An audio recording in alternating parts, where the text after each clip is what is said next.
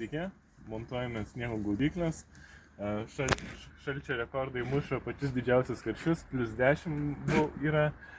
Ir kodėl montuojam? Nes pas klientą jau 10 metų nebuvo gaudyklių, sniegas laužė latakus ir jeigu yra galimybė, tai puikia proga pasiruošti prieš žiemą, kad neturėtumėt pasekmių.